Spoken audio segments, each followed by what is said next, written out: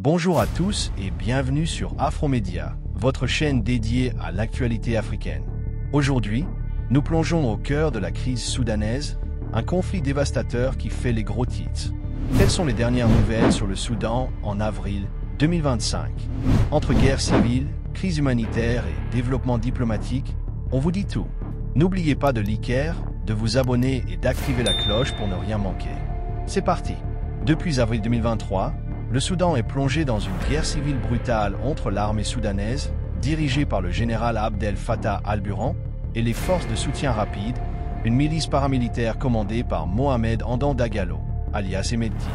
Ce conflit, qui oppose deux anciens alliés pour le contrôle du pays, a transformé des villes comme Khartoum et le Darfour en champ de bataille.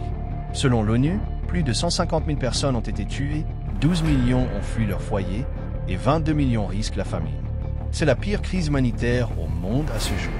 Sur le plan militaire, un tournant majeur a eu lieu en mars 2025. L'armée soudanaise a repris Khartoum, chassant les forces de soutien rapide de l'aéroport international et du palais présidentiel après 6 mois d'offensive.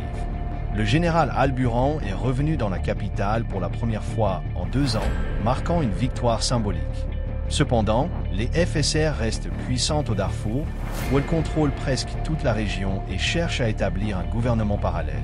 Au Darfour, la situation est alarmante. En avril, les FSR ont lancé des attaques brutales sur des camps de déplacés près d'El Fasher, la dernière grande ville sous contrôle de l'armée dans la région. L'ONU rapporte plus de 400 morts, dont 20 enfants, dans ces assauts. L'armée, de son côté, est accusé d'avoir tué des centaines de personnes lors d'un bombardement sur un marché à Turin en mars. La crise humanitaire est catastrophique. À El Fasher, des habitants racontent manger des feuilles et du charbon pour survivre après avoir fui les violences.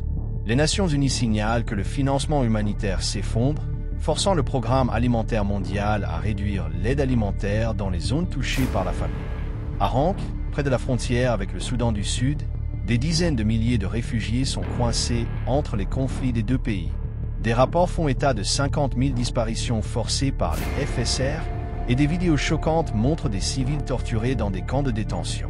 Sur le plan diplomatique, des efforts internationaux se multiplient, mais sans résultat concret.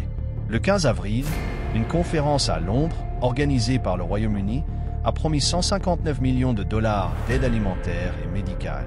Le ministre britannique David Lammy a qualifié les attaques des FSR de choquantes.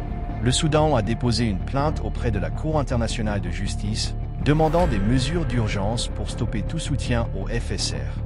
Une décision est attendue le 5 mai. Par ailleurs, le Kenya est accusé par certains de soutenir les FSR après avoir accueilli leurs représentants à Nairobi, bien que Nairobi démente.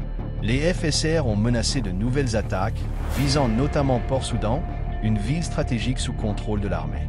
Alors, où va le Soudan? La reprise de Khartoum par l'armée est une avancée, mais le conflit est loin d'être terminé. Les forces de soutien rapide restent bien implantées au Darfour, et leur projet de gouvernement rival pourrait aggraver la partition de facto du pays.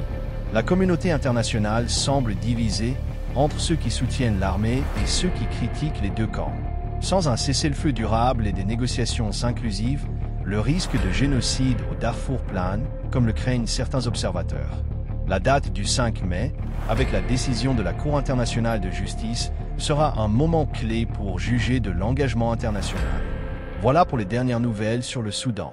Cette crise, souvent oubliée, mérite notre attention. Que pensez-vous des efforts pour la paix? Y a-t-il de l'espoir pour le Soudan? Laissez vos avis en commentaire et partagez cette vidéo pour sensibiliser autour de vous. Un gros pouce bleu et abonnez-vous pour plus de contenu sur l'actualité africaine. On se retrouve bientôt. Merci d'avoir regardé Afromédia.